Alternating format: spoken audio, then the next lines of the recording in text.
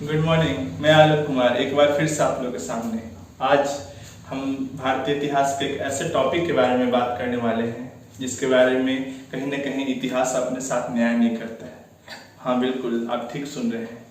मेरा कहने का उद्देश्य ये है कि भारत के अगर स्वतंत्रता संग्राम के बारे में हम पढ़ें तो हमें अभी तक यही ज्ञात था कि भारत का सबसे पहले यह स्वतंत्रता संग्राम जो था, जो क्रांति थी, वो 1857 ईस्वी में हुई थी, जिसे हम 1857 की क्रांति के नाम से जानते हैं। पर आपको यह जानकर आश्चर्य होगा कि भारत में सबसे पहले अपने ही झारखंड में सबसे पहले जन क्रांति हुई थी और जिसे हम संथाल विद्रोह के नाम से जानते हैं। आज हम उसी संथाल विद्रोह के बारे में जानेंगे और देखेंगे कि कैसे हमारा जो जनजाति समूह था वो कैसे अंग्रेजों के विरुद्ध सबसे पहले सशस्त्र हथियार उठाता है और कैसे अपने देश के लिए, अपनी माटी के लिए, अपने राज्य के लिए, अपने गांव के लिए अपने प्राणों की आहुति दी। स्टार्ट करें उसके पहले मैं आपको कुछ चीजें बता दूं। आपने अगर अभी तक मेरे चैनल को सब्सक्राइब नहीं किया है तो जल्दी से सब्सक्राइब करें और हाँ, बेल आइकन दबाना बिल्कुल न भूलें ताकि आपको अगली वीडियो का नोटिफिकेशन मिल सके। संथाल का जो क्षेत्र है ये कहाँ है और संथाल विद्रोह के नायक कौन थे, तो पहले इसकी हम भौगोलिक स्थिति को अगर हम देखें तो आपको जानकर हैरानी होगी कि जो संथाल जो है भारत की एक बहुत ही समृद्ध जनजाति है और यह आरंभ में हमारे झारखंड के छोटा नागपुर का जो क्षेत्र था और उसके दक्षिण का भाग था कटक, ढाल भूमि, मान भूमि, वीरभूम और जो पलामू का क्षेत्र था, वहां पर उन क्षेत्रों में संथाल जो जनजाति के लोग रहते थे। और बाद के वर्षों में हम जिक्र करेंगे, हम आगे पढ़ेंगे इसके बारे में कि बाद के वर्षों में जो संथाली थे वो जो संथाली जनजाति थी वो जा करके राजमहल की जो पहाड़ियां थी या जो क्षेत्र था वहां पे वो अपना निवास स्थान बनाते हैं। तो खैर मैं इन सब चीजों के बारे में बताऊं, लेकिन उसके पहले मैं एक चीज और आपको बताना चाहता हूं कि जो संथाल विद्रोह था उसके जो नायक थे वो सिद्धू कानू, चांद भैरव और उनकी दो बहनें फूलों और जान जो थे वो एक झारखंड की जनजाति है और यह जनजाति झारखंड में सबसे अधिक पाई जाने वाली जनजाति है। अगर हम 2011 की जनगणना को देखें तो उसमें आपको ज्ञात होगा कि 2011 की जनगणना में इनकी संख्या 27,54,723 है और इनकी जो भाषा से संथाली थी, जिसे जो ओल चिंकी भाषा भी कहते हैं।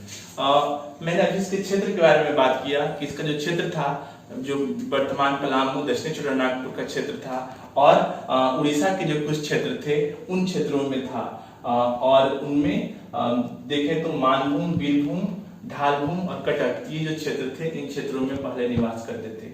परंतु जब 1793 ईस्वी में अस्थायी बंदोबस्त लागू होती है लॉर्ड कॉर्नवालिस के द्वारा, तब उसके बाद ये जो जनजाति है वो इन क्षेत्रों को छोड़कर या इन क्षेत्रों से पलायन करके वो राजमहल की पहाड़ियों में चले जाते हैं और वहां पर जाकर वो दामिनेको नामक क्षेत्र में, दामिनेको के बारे में मैं जिक्र करूंगा। दामिनेको एक ऐसा क्षेत्र था जहां पर ब्रिटिश सरकार के द्वारा इन जनजातीय लोगों को कृषि करने की आजादी दी जाती है ताकि वो कृषि कर सकें और जो कृषि उत्पादन हो उसका वो टैक्स भरे। तो उनके लिए एक विशेष क्षेत्र का प्रावधान किया गया था। तो दामिनेको में वो उनका पलायन होता है और यह क्षेत्र जो दामिनेको का क्षेत्र था वो 1819 ईस्वी में जो भागलपुर के कमिश्नर थे सदरलैंड, उनकी सिफारिश पर बनाया जाता है। हम इसके बारे में जिक्र करेंगे कि जो ये आखिर बनाने की नौबत क्यों आई, लेकिन हम पहले जानते हैं कि जो दामिनेको का जो क्षेत्र था वो क्षेत्र में कौन कौन से भाग आते हैं। तो उनमें संथाल परगना, पूर्वियों, पश्चिमी सिंहभूम, हजारीबाग, रामगढ़, धनबाद, गिरिडीह, भागलपुर, बिहार के जो क्षेत्र थे भागलपुर, पूर्णिया, मुंगेर और पश्चिम बंगाल का कुछ क्षेत्र शामिल था। अब मैं थोड़ा बात कर लूं संथाल परगना के बारे में। तो संथाल परगना के क्षेत्र में राजमहल, पाकुड़, गोड्डा ये सारे क्षेत्र आते हैं। तो इन क्षेत्रों में इनकी दामिनेको का क्षेत्र इन्हें घोषित किया गया था, इन क्षेत्रों में ये आए थे। अब हम जिक्र करते हैं कि आखिर ये इन्हें आना क्यों पड़ा या जो संथाल जो जनजाति थी वो आखिर इस क्षेत्र में क्यों आए। तो एक बार फिर से हम व्हाइट बोर्ड पे चलते हैं और इसकी पृष्ठभूमि को देखते हैं। तो आपको ज्ञात होगा, जैसा कि हम सभी जानते हैं कि 1600 ईस्वी में ईस्ट इंडिया कंपनी की स्थापना हुई थी और ईस्ट इंडिया कंपनी जो है भारत में आई थी। और पलासी का युद्ध सभी लोग जानते हैं। पलासी 1757 ईस्वी में पलासी का युद्ध हुआ था। इस युद्ध में ब्रिटिश सरकार और सिराजुद्दौला के बीच में युद्ध हुआ था और दुर्भाग्यवश इस युद्ध में जो बंगाल के नवाब थे उन सिराजुद्दौला उनकी हार होती है। उसके बाद फिर 1764 का युद्ध हुआ। इस युद्ध को बहुत ही भारतीय इतिहास में एक निर्णायक युद्ध के रूप में माना जाता है और इस युद्ध में भी अंग्रेजों की जीत होती है। और इसके बाद धीरे धीरे उसके बाद अगले ही वर्ष यानी कि 1765 ईस्वी में बंगाल की जो दीवानी थी, दीवानी का अर्थ होता है कि जो राजस्व का जो अधिकार क्षेत्र था वो ब्रिटिश सरकार को मिल जाती है। यानी कि 1765 ईस्वी में बंगाल में दीवानी का जो क्षेत्र था वो अधिकार जो था वो ब्रिटिश गवर्नमेंट अपने अधीन रखती है। और उसके बाद जो है धीरे धीरे इस क्षेत्र में यानी कि कौन सा क्षेत्र, पहाड़ जो दामिनी कोह का या जो पूरा राजमहल का जो क्षेत्र था उस क्षेत्र में ये लोग इनका प्रसार धीरे धीरे अंग्रेजों का होता है। और मैंने पहले जिक्र किया था 1793 ईस्वी में, तो 1793 ईस्वी में अस्थायी बंदोबस्त व्यवस्था लागू हुई और इस व्यवस्था के अंतर्गत ये था कि लॉर्ड कॉर्नवालिस के द्वारा ये कहा गया था कि अब जो है भूमि पर जो टैक्स का निर्धारण होगा या टैक्स की जो वसूली होगी वो जमींदारों के द्वारा होगी और जमींदार जो टैक्स को वसूल करेंगे उस टैक्स को ब्रिटिश सरकार के घराने में देंगे। तो ये सारी चीजें इसकी पृष्ठभूमि थी, हम लोगों ने इसके बारे में देखा। अब हम चलते हैं अपने मूल भाग पर संथाल विद्रोह के बारे में। और जो संथाल विद्रोह जिसके नायक सिद्धू कानू, चांद भैरव और उनकी दो बहनें फूलो और चानो थी। तो आखिर संथाल में जो घटनाएं हुई 1855 और 56 के बीच में वो कौन कौन सी घटनाएं हुई, तो उन घटनाओं के जाने से पहले मैं आपको एक चीज बता दूं जो बहुत ही महत्वपूर्ण है कि यह एक ऐसा जन क्रांति था जिसके बारे में कार्ल मार्क्स ने कहा था कि भारत का प्रथम सशस्त्र जो क्रांति थी वो और कोई नहीं संथाल विद्रोह था। इसके बारे में न सिर्फ कार्ल मार्क्स के द्वारा कहा गया बल्कि कई ब्रिटिश लेखक जिनमें चार्ल्स डिकेंस का भी नाम आता है उनके द्वारा भी इस सशस्त्र विद्रोह के बारे में भरपूर और विशेष रूप से इसके बारे में उन्होंने एप्रिसिएशन दिया और कहा कि उस समय के जो लोग थे, जो सिद्धू कानू या जो फूलो चानू और चांद भैरव थे, उनके अंदर कितनी जागरूकता थी। तो इस प्रकार हम कह सकते हैं कि अंतर्राष्ट्रीय स्तर पर इस आंदोलन के बारे में या इस विद्रोह के बारे में लोगों ने अपनी अलग अलग राय रखी। तो मैं एक चीज और यहाँ बताना जरूरी समझता हूँ कि जो संथाल विद्रोह हुआ वो 30 जून 1855 ईस्वी को आरंभ हुआ। वो भी कहाँ, भोगनाडी एक जगह है जो संथाल परगना के क्षेत्र में आता है। वहीं पर सिद्धू और कानू के द्वारा एक बहुत बड़ी सभा बुलाई गई और इस सभा में करीब 10,000 लोग शामिल हुए। और 10,000 लोग, उस दिन की घटना में 10,000 लोग शामिल होते हैं और वहाँ पे वो अंग्रेजों के विरुद्ध वो एक नारा लगाते हैं, करो या मरो अंग्रेजों हमारी माटी छोड़ो। वो हम लोगों ने अभी तक यही पढ़ा था भारतीय इतिहास में कि महात्मा गांधी के द्वारा 1942 ईस्वी में करो या मरो करारा दिया गया था। परंतु ये है हैरानी की बात कि उससे काफी पहले ये इस चीज का नारा भारतीय जो जनजाति के जो दो महान नायक थे सिद्धू और कानू उनके द्वारा दिया गया। तो सिद्धू और कानू के द्वारा जब ये घोषणा की गई करो या मरो या अंग्रेजों हमारी माटी छोड़ो, उसके बाद की जो घटनाएं हैं वो काफी तेजी से बदलती हैं और 1855 ईस्वी में ही ऐसा लगने लगता है कि अंग्रेज जो है वो अपने घुटने टेक रहे हैं। किन क्षेत्रों से? संथाल परगना के क्षेत्रों से, उन क्षेत्रों से जहां से वो वापस आने को मजबूर होंगे। परंतु घटनाएं किस तरह से घटती हैं और ये जो इतनी बड़ी जो जन क्रांति होती है उसमें क्या क्या चीजें होती हैं हम उन्हें क्रमबद्ध तरीके से देखते हैं। तो हम ब्लैक बोर्ड पे चलते हैं आर्थिक कारण में। तो आर्थिक कारण में सबसे पहला है अस्थायी बंदोबस्त व्यवस्था। अस्थायी बंदोबस्त व्यवस्था के बारे में मैंने जिक्र किया था अभी थोड़ी देर पहले। बता दूं कि अस्थायी बंदोबस्त व्यवस्था एक राजस्व की एक ऐसी व्यवस्था थी जो 1793 ईस्वी में लॉर्ड कॉर्नवालिस के द्वारा की गई थी। हाँ, लॉर्ड कॉर्नवालिस का नाम सुना होगा आपने। लॉर्ड कॉर्नवालिस जो थे उन्होंने पूरे भारत में एक व्यवस्था लागू की थी। अगर हम भारत के आर्थिक इतिहास को पढ़ेंगे या अंग्रेजों के या ब्रिटिश गवर्नमेंट के आर्थिक सर्वे के बारे में पढ़ेंगे तो आपको ज्ञात होगा कि भारत में कुल 3 तरह की व्यवस्थाएं लागू की गई थी। अस्थायी बंदोबस्त व्यवस्था, उसके बाद महलवाड़ी व्यवस्था और रैयतवाड़ी व्यवस्था, जो भारत के अलग अलग क्षेत्रों में अलग अलग समय में की गई। तो यहाँ पर जो संथालों या जनजातियों के द्वारा विद्रोह किया गया उसका सबसे पहला कारण था अस्थायी बंदोबस्त व्यवस्था के बारे में।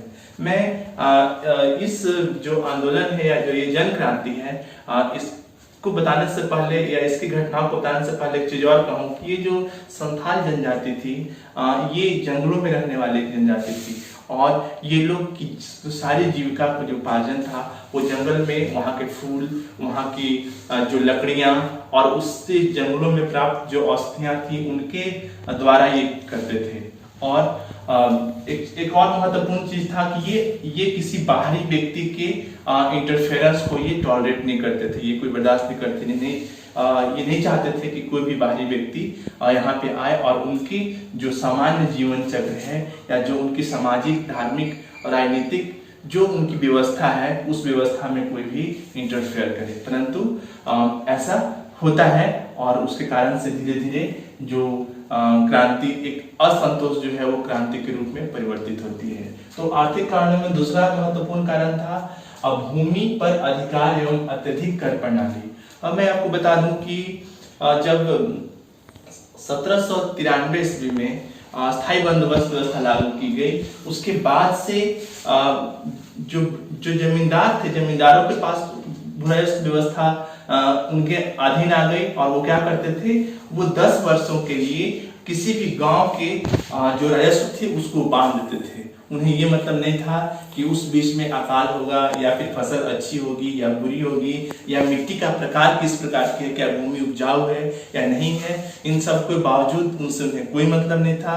उन्हें सिर्फ और सिर्फ क्या चाहिए था, उन्हें अस्थायी रूप से 10 वर्षों के लिए टैक्स चाहिए था। और वो क्या करते थे, वो जमीनों की भूमि की नीलामी करते थे। अगर कोई किसान अगर उस क्षेत्र से अगर वो राजस्व नहीं देता था तो उनके जमीनों को छीन करके वो दूसरे को दे देते थे। तो यहाँ पर भी जो उनका क्षेत्र था, जो दामिनी कोह का जो क्षेत्र था, जो संथालों को दिया गया था, सदरलैंड जो कमिश्नर थे उनके द्वारा 1832 ईस्वी में इसकी सिफारिश पर जो बाद में बनाया गया था उनके लिए। और इसके बाद जब संथाल लोग उन क्षेत्रों में कृषि कार्य करने लगे तो जब वो कृषि कार्य करने के बाद जब पर्याप्त रूप से जो राजस्व था उसकी उगाही नहीं कर पाते थे तो इनके जमीनों को छीन लिया जाता था या फिर इन पर अत्यधिक टैक्स लगाया जाता था। तो इन कारणों से लोगों में भारी असंतोष उत्पन्न हुआ और यह असंतोष कहीं ना कहीं किसका कारण बना, ये विद्रोह का एक कारण बना। तीसरा था जंगली उत्पाद पर टैक्स। वो तो भूमि पर टैक्स तो ले ही रहे थे, उसके साथ साथ वो क्या कर रहे थे कि जो जिन क्षेत्रों पे जैसे महुआ गांव, वहाँ जो क्षेत्र था वहाँ महुआ का उत्पादन होता था तो उसके जो फूल थे उसका प्रयोग करके वो उसको बाजार में बेचते थे। या फिर और भी जो कीमती लकड़ियाँ थी या जो औषधीय पौधे थे या जो उन लोग की एक और थी वो झूम की खेती करते थे। आप अगर ज्योग्राफी के बारे में थोड़ा जानते होंगे तो एक प्रकार की कृषि प्रणाली है जिससे झूम की खेती करते हैं। वो क्या करते थे कि एक निश्चित क्षेत्र पर वो खेती करने के बाद और वो फिर क्या करते, उसको 1 साल के लिए छोड़ देते, परती छोड़ देते, ताकि फिर वो अगले बार नई जगह पे जाते और उन जगहों पर उस जंगल को कृषि योग्य भूमि के रूप में तब्दील करते थे और फिर वहां पे वो कृषि करते थे। यानी कि वो जो उनकी ये कृषि प्रणाली थी उन्हें झूम की खेती कहा जाता था। अब वो क्या करने लगे, जो ब्रिटिश गवर्नमेंट थी वो क्या करने लगी, या जो जमींदार थे वो क्या करने लगे, वो उन क्षेत्रों पर भी या उन चीजों पर भी वो भारी टैक्स लगाने लगे। वो जंगली लकड़ियों पर, जंगली उत्पादों पर तो टैक्स लगा ही रहे थे, उनके जो रोजमर्रा की जो चीजें थी उस पर भी वो धीरे धीरे काफी टैक्स लगाते थे। और उनके माइंड में ये चीज बैठी हुई थी या चीजें थी कि जो जंगल है, ये माटी है, जो भूमि है वो हमारी है और ये जो लोग हैं ये बाहरी लोग हैं, वो चाहे हम लोग बात कर रहे थे महाजनी व्यवस्था के बारे में। मैं बता दूं कि महाजनी व्यवस्था एक ऐसी व्यवस्था थी जिसमें जो भी ग्रामीण होते थे, जो कृषि कार्य पर निर्भर करते थे, वो अपनी खेती करने के लिए, अपने कृषि कार्य को करने के लिए वो क्या करते थे, महाजनों के पास जाकर वो कुछ पैसे उधार लेते थे और फिर बाद में जैसे ही फसल हो जाती थी या उनकी फसल की बिक्री होती थी तो उस पैसे को वापस लौटाते थे। लेकिन ये जो व्यवस्था थी वो धीरे धीरे करके काफी दूषित हो गई। कि वो करते क्या थे कि जो महाजन होते थे, उस उदाहरण के लिए कोई व्यक्ति अगर 50 रुपया कर्ज लिया, क्योंकि जो किसान थे या कृषक थे वो ज्यादातर क्या मैक्सिमम लोग अनपढ़ ही थे, तो वो क्या करते कि 50 रुपया कोई लिया, अब उसमें एक जीरो और बढ़ा दिया, तो कितना हो गया 500। यानी कि एक व्यक्ति अगर एक बार कोई कर्ज लेता था किसान, तो वो उसे कई दिनों तक या कई वर्षों तक उसे चुकाना पड़ता था। और चूंकि वो अज्ञानी थे, उन्हें ज्ञान नहीं था, उन्हें शिक्षा के बारे में जानकारी नहीं थी, इस कारण से उनका बहुत शोषण होता था। अगर आप कभी फिल्म देखते होंगे तो एक बहुत पॉपुलर फिल्म आई थी जिसका नाम था मदर इंडिया। अगर उस फिल्म में अगर आपको कभी देखने का मौका मिले तो जरूर देखिएगा। उसमें महाजनी व्यवस्था को बहुत ही अच्छे तरीके से दिखाया गया है। तो उस व्यवस्था में उसकी जो कुरीतियां थी, जो उससे प्रभाव थे, उसको काफी मार्मिक ढंग से दर्शाया गया था। तो वो चीजें जो थी, जो संथाल जो जनजाति थी, उनके साथ भी ये सारी चीजें होती हैं। तो उससे लोगों में एक विद्रोह था कि आखिर ये कैसा कर्ज है जो कभी खत्म ही नहीं हो रहा है। तो इस कारण से लोगों में भारी रोष व्याप्त था और उन्हें लगता था कि जो बाहरी लोग हैं वो हमारा बहुत अधिक शोषण कर रहे हैं। हम अगर इसके नेक्स्ट कारण में जाएं तो देखेंगे कि अगला कारण था रेलवे पटरियों का निर्माण। मैं बता दूं कि जब अंग्रेजों का वर्चस्व धीरे धीरे बढ़ता है और वो क्या करते हैं कि अपने व्यापार को बढ़ाने के लिए भारत के कई क्षेत्रों में एक साथ रेल मार्ग का भी निर्माण आरंभ करते हैं। और उसी क्रम में वो क्या कर रहे थे, राजमहल का जो क्षेत्र था, राजमहल से वर्तमान पश्चिम बंगाल में है, वहां तक वो रेलवे लाइन बिछा रहे थे। तो जब ये रेलवे लाइन बिछा रहे थे तो वो उस क्रम में जो वहां की जनजाति थी, जो संथाली लोग थे, उनको श्रमिक के रूप में उनका इस्तेमाल कर रहे थे। परंतु सबसे हैरानी की बात ये थी कि जो वो श्रमिकों का उपयोग कर रहे थे मजदूरों के रूप में, पर उन्हें कोई वेतन इस कार्य के लिए नहीं दिया रहा था, जिसे उस समय बेगारी प्रथा भी कहा गया था। तो वो काम लेते थे पर वो लोगों को बदले में मजदूरी नहीं देते थे। तो इस कारण से भी लोगों में काफी असंतोष व्याप्त था और उनके मन में अंग्रेजों के प्रति, जो बाहरी लोग थे उनके प्रति, पुलिस के प्रति, वो सभी के प्रति वो धीरे धीरे क्या होने लगा, असंतोष और अधिक बढ़ने लगा। हद तो तब हो गई कि जब महिलाओं का वो शोषण करना आरंभ कर दिए। यहाँ पे मैं बता दूं कि जब वो बेगारी का काम करवा रहे थे, यानी रेलवे लाइन बिछा रहे थे, उस समय में जो पुरुष और महिलाएं भी कार्य करती थी, उसमें कई महिलाओं के साथ उनका शारीरिक शोषण भी किया जा रहा था। और जो तत्कालीन कारण को हम पढ़ेंगे तो आपको उसमें मैं पढ़ाऊंगा या ज्ञात होगा कि वहां पे लड़कियों का अपहरण तक भी कर दिया गया था। तो इस कारण से जो आदिवासी समुदाय के जो लोग थे, उनके जो आर्थिक, राजनीतिक, उनके सांस्कृतिक सभी चीजों पर उन पर प्रहार हो रहा था। परंतु अब यहाँ बात जो थी उनकी इज्जत की थी और इस कारण से अब लोगों में या संथाली लोग थे, जो जनजाति थी, उनमें अब ये सहन करने की क्षमता जो है बिल्कुल समाप्त हो गई थी, जो एक बहुत बड़ा कारण बना संथाल विद्रोह में, या इसे हम हुल भी कहते हैं। हुल मतलब ही विद्रोह होता है, तो उस विद्रोह के लिए। तो अगला एक और था इंपॉर्टेंट कि सूखा और अकाल का प्रभाव। 1855-56 के बीच में वहां पे एक जबरदस्त सूखा पड़ता है और उस कंडीशंस में अंग्रेजों और जो जमींदारों और महाजनों के द्वारा तो उन पर शोषण किया ही जा रहा था, प्रकृति रूप से भी, प्रकृति के द्वारा भी कहीं न कहीं इनके साथ अन्याय कर रही थी। और इस परिस्थिति में उनके पास कोई दूसरा विकल्प नहीं था कि वो क्रांति या विद्रोह के अलावा कुछ चीजों को कर सकें। तो ये थे इसके आर्थिक कारण। अब हम इसके राजनीतिक कारण पे जाते हैं और राजनीतिक कारण में देखते हैं मुखिया की अवधारणा। मुखिया की अवधारणा के बारे में बता दूं कि जो ब्रिटिश गवर्नमेंट थी या जो संथाली जो लोग थे, जो जनजाति थी, वो एक समुदाय में रहती थी और समुदाय के बीच जो लोग थे उन्हीं लोगों में से कुछ लोग जो होते थे वो चुन करके पूरी जो सोसाइटी थी उसको वो देखते थे, चाहे उनकी आर्थिक सुरक्षा हो, उनकी सामाजिक सुरक्षा हो, उनकी धार्मिक चीजें हो, वो सभी चीजों को उसका अनुपालन वो एक तरीके से करते थे। परंतु ब्रिटिश गवर्नमेंट क्या की, इसमें इंटरफेरेंस करना आरंभ की। उन्होंने क्या किया कि उन्होंने एक मुखिया की अवधारणा दी कि नहीं, एक मुखिया होगा, ठीक है, और वो मुखिया जो है बाकी लोगों को कंट्रोल करेगा। तो यहाँ पे कहीं ना कहीं उनके राजनीतिक जो तथ्य थे उन पर भी उनका हस्तक्षेप हो रहा था। दूसरा कारण था अंग्रेजों का हस्तक्षेप। मैं बताया है कि अंग्रेज क्या करने लगे, वो जो इनके जंगली उत्पाद थे उस पर उन्होंने टैक्स लगा दिया। उसके अलावा महिलाओं के शोषण करना आरंभ कर दिया। उनके जो रीति रिवाज थे, हाँ, एक इम्पोर्टेंट ये था कि उसी समय में जो ईसाई जो धर्म था वो उन क्षेत्रों में प्रवेश करने लगे। ईसाईकरण करने का भी प्रयास किया गया, यानी कि धर्म परिवर्तन की। तो कहीं ना कहीं अंग्रेज जो है सामाजिक, आर्थिक, राजनीतिक, ये सभी रूप से वो क्या हो रहे थे, इन क्षेत्रों में प्रवेश कर रहे थे जहां वो बाहरी लोगों को देखना पसंद नहीं करते थे। तो एक बहुत इंपॉर्टेंट कारण था। फिर था जमींदारों का भूमि अधिग्रहण। मैंने पहले बताया था कि जो अस्थायी बंदोबस्त व्यवस्था थी, इस व्यवस्था के अंतर्गत ये था कि ब्रिटिश सरकार अंग्रेजों को किसानों से टैक्स लेने के बारे में कर दिया गया था। जैसे आप समझ सकते हैं इस चीज को कि ये अंग्रेज हैं, अंग्रेज क्या किए कि वो दे दिए टैक्स वसूल करने के लिए जमींदारों को, और जमींदार किससे टैक्स वसूल करते थे, वो किसानों से वसूल करते थे। अगर कोई भी किसान टैक्स देने में सक्षम नहीं होता था तो जमींदार क्या करते, इनके जमीनों को छीन लेते और वो किसी और को दे देते। तो इस परिस्थिति में बहुत लोग भूमिहीन हो जाते हैं।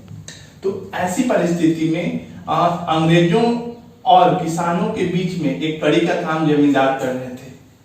जब जमींदारों के द्वारा इनके जमीनों को छीना जाने लगा तो ये भूमिहीन हो गए, और जब इनकी आर्थिक संपदा को आप छीन लेंगे, जब आप याद कीजिए, इसके पहले मैंने बताया था कि जब दामिनी कोह का निर्माण किया गया था क्षेत्र का, पहाड़ी क्षेत्र का, तो उसमें ये कहा गया था कि संथाली लोग, आप जो है ग्रामीण जो जंगल है वहां पर उसको वो कृषि योग्य भूमि बना करके वहां पे कृषि कीजिए, आपको कोई भी सरकार जो है, ब्रिटिश सरकार, उसमें कोई भी हस्तक्षेप नहीं करेगी। परंतु यहाँ पे क्या होने लगा, कुछ वर्षों बाद जमींदारों के द्वारा उनके ही द्वारा बनाए गए जमीन को छीना जाने लगा।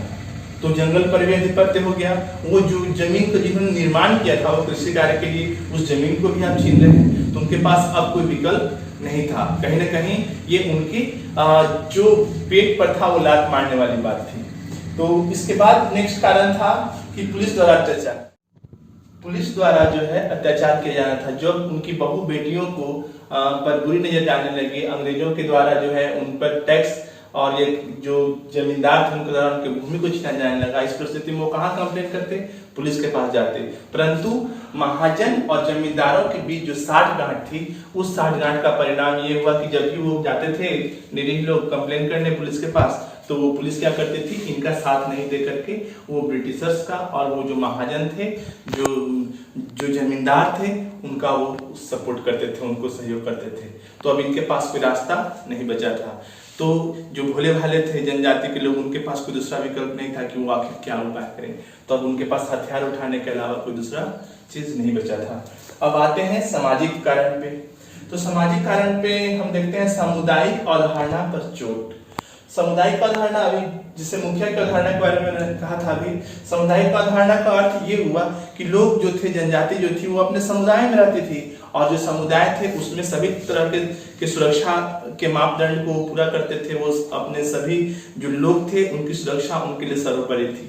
परंतु यहाँ पर जो सामाजिक जो इनके जो अंग्रेज थे वो क्या कर रहे थे, इनको तोड़ने का प्रयास कर रहे थे, इनमें कहीं ना कहीं फूट डालने की भी कोशिश कर रहे थे। इसके पहले मैं बता दूं कि एक पहाड़िया आंदोलन हुआ था या पहाड़िया विद्रोह हुआ था, जिसका आपने नाम सुना होगा तिलका मांझी का। हाँ, तिलका मांझी वही थे जिन्हें जाबरा पहाड़िया भी कहा जाता था। वहां पर भी 1783 ईस्वी में एक बहुत ही क्या कहा जाए, क्रांतिकारी विद्रोह हुआ था झारखंड सरकार में, झारखंड में के क्षेत्र में उन पहाड़ी जनजातियों के बीच में या उन लोग के द्वारा, और वहां पे क्या किया था कि अंग्रेजों के द्वारा वही फूट डालो की नीति अपनाई गई थी और अंततः उन्हें पकड़ लिया गया था। तो यहाँ पर जो सामुदायिक अवधारणा थी उसको उन लोग डिवाइड एंड रूल की नीति से अपना रहे थे और वहां पे इन लोगों को तोड़ने का प्रयास भी किया था। और इससे जो लोग थे वो कहीं ना कहीं काफी लोग इससे सशंकित भी थे और उन्हें लग रहा था कि उनके जो एकता है उनको खंडित करने का प्रयास ब्रिटिश गवर्नमेंट के द्वारा की जा रही है। और दीकू द्वारा शोषण, दीकू शब्द मैं बता दूं, दीकू शब्द यहाँ पर ब्रिटिश सरकार के लोग, महाजन और जो पुलिस थे उन लोगों के लिए इस्तेमाल किया जाने वाला शब्द था। उनके नजर में ये सारे लोग क्या थे, बाहरी थे, आउटर थे, और ये इनको दीकू कह करके इनको बुलाते थे और इनका वो बहिष्कार करना चाहते थे। तो यहाँ पर जो जितने भी बाहरी लोग थे, ये चाहे पुलिस हो, चाहे वो ब्रिटिश गवर्नमेंट के अधिकारी हो, चाहे फिर वो महाजन हो, उन सारे लोगों के द्वारा जो शोषण हो रहा था उसके विरुद्ध जो है कहीं ना कहीं उनके द्वारा शोषण करने के कारण जो है एक कारण, महत्वपूर्ण कारण बना उनके द्वारा किए गए शोषण के विरुद्ध। नेक्स्ट है पुलिस न्यायालय द्वारा अन्याय। मैंने अभी जिक्र किया था लास्ट में कि पुलिस जो थी, जब पुलिस के पास कंप्लेंट लेके आते थे ये जनजाति, संथाली जनजाति के लोग, तो उनका सुनवाई नहीं होता था। न्यायालय में जाने के बाद भी न्यायालय इनके पक्ष में फैसला नहीं देता था। तो इससे इनके पास, आप खुद सोचिए, अगर आप थोड़ी देर के लिए अपने आप को एक संथाल जनजाति के कोई, अगर आप अपने आप को व्यक्ति मान लें और आपके पास अगर जमींदारों के द्वारा शोषण हो रहा है, ब्रिटिश गवर्नमेंट के द्वारा शोषण हो रहा है, यहाँ तक कि न्यायालय में जाने के बाद भी आप पे कोई सुनवाई नहीं हो रही है, तो आप अंततः करेंगे क्या? उनके पास कोई दूसरा रास्ता नहीं था। तो इस प्रकार से ये जो सारी घटनाएं जो थी वो एक बहुत बड़े विद्रोह की पृष्ठभूमि को रख रहे थे। और इसका तत्कालिक कारण तब बना कि जब वहां के जो स्थानीय एक दरोगा थे जिनका नाम था महेश लाल के द्वारा एक व्यक्ति थे जिनका नाम था हाड़मा मांझी, उनके घर की कुर्की जब्ती कर लेते हैं। यानी कि उनके घर के सारी संपत्ति, उनके पशु, गाय, बैल, बकरी जो भी था, उन सारे चीजों को वो कुर्की जब्त करके और वो लेके जाते हैं। कुर्की जब्त का मतलब होता है हर एक संपत्ति को, उस व्यक्ति की प्रत्येक संपत्ति को ब्रिटिश सरकार के अधीन करना। और वो ऐसा कर रहे थे और ऐसे करने के दरमियान जो वहां की जो जनता थी वो काफी इससे आक्रोशित हो गई। और उसका परिणाम ये हुआ कि जब गांव के जो प्रधान थे जिनका नाम गरमू मांझी था और ये हाड़मा मांझी के पिता चंपई और लाखन, ये सारे लोग जब ये विरोध करने लगे तो इन सभी को क्या कर दिया गया पुलिस के द्वारा, यानी कि महेश लाल के द्वारा। और एक महाजन थे जिनका नाम था केन राम महाजन, उनकी सहमति से, और एक और व्यक्ति थे प्रताप नारायण, ये सारे लोग मिलकर के इन लोग पे चोरी का इल्जाम लगाते हैं और इन्हें सारे सामान, उनके घर की कुर्की की जब्ती करते हैं। जब विरोध किया जाता है तब विरोध करने के दरमियान जो लोगों में भयंकर विद्रोह की स्थिति उत्पन्न होती है और अब लगता है कि अब इनके पास कोई भी विद्रोह के अलावा रास्ता नहीं है। तो ये घटना कब की होती है? ये घटना जो है 28 जून 1855 ईस्वी की है, जब महेशलाल जो दरोगा थे स्थानीय, उनके द्वारा क्या किया जाता है, हाड़मा मांझी के घर की कुर्की जब्ती की जाती है और उसके साथ साथ उनके पिता चंपई, लाखन और उनके जो गांव के प्रधान थे गरमू मांझी, उन सभी को गिरफ्तार करके भागलपुर लेके जाया जाता है। और इसकी सूचना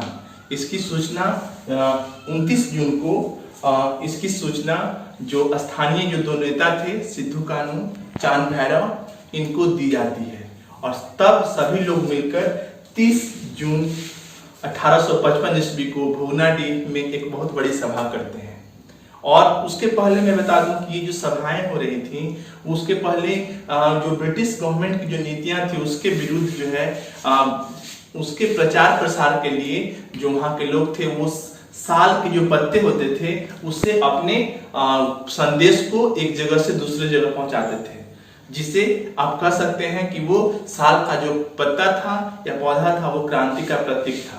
और धीरे धीरे जो ये सारे जो कारण थे, जो असंतोष थे, वो वहां के लोगों को यूनाइट होने के लिए, इकट्ठा होने के लिए वो उन चीजों में बहुत इंपॉर्टेंट रोल प्ले कर रहा था। और ये जो लोग इकट्ठे हो रहे थे या जो यूनाइट हो रहे थे, जो ब्रिटिश गवर्नमेंट के विरुद्ध जो खड़े हो रहे थे, उसमें इन सूचनाओं को एक जगह से दूसरी जगह पहुंचाने में उनकी जो दो बहनें थी, फूलो और झानो, इनकी बहुत महत्वपूर्ण भूमिका होती है। तो हम वीडियो के अगले क्लास में पढ़ेंगे कि 30 जून को आखिर वो घटनाएं कौन कौन सी होती हैं और उन घटनाओं के बाद ऐसा क्या होता है कि इस जन क्रांति को विश्व पटल पर लोग इससे काफी प्रभावित होते हैं और ब्रिटिश गवर्नमेंट को बैकफुट पे आना पड़ता है। तो आज के वीडियो के लिए इतना ही। हम अगले वीडियो में संथाल विद्रोह की घटनाएं और उसके प्रभाव को पढ़ेंगे।